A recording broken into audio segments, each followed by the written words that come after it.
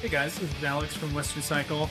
We're going to talk a little bit about winter drivetrain and bike cleaning maintenance for winter commuting or fat biking, any kind of general winter riding. The most important thing that you can do to kind of prolong the lifespan of your bike components is keeping it clean, dry, and well lubricated.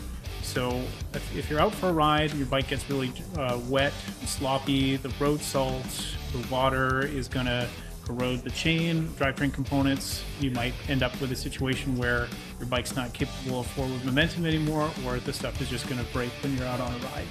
So if you've got an area where you can kind of wash the bike, difficult like out of doors, but if you've got a heated garage or even an area that's kind of relatively dry and out of the elements, wiping the bike down with a bucket and a brush and then kind of letting it air dry overnight is a great idea. Mainly kind of want to focus on the areas that are low down that are going to get like all the road spray, the salt and like the sand snow mixture that gets kind of caught up in the tire and seat tube area and then kind of all around the chain and drivetrain.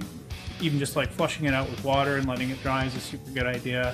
But a step further than that would be to use a clip-on chain cleaner like the Park Cyclone. You can use this with a degreaser solvent or even with like soapy water mixture.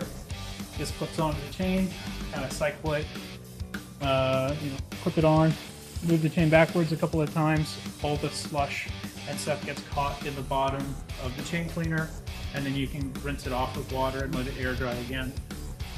After the chain is nice and dry, so like waiting overnight or a few hours, a wet lubricant like this Muck Off Minus 50 is really good for wet weather. It's going to stick to the chain, resist getting washed off, and then have that layer of corrosion protection. It's really good for winter riding conditions.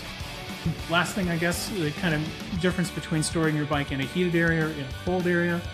When you're in a heated garage and it's freezing and a frozen bike is brought in and melting, it's going to cause more of those wet kind of corrosion issues. So really important if you're storing it in a heated area, either in a house or in a garage, that you kind of want to rinse it off as frequently as possible before you're bringing it in for storage.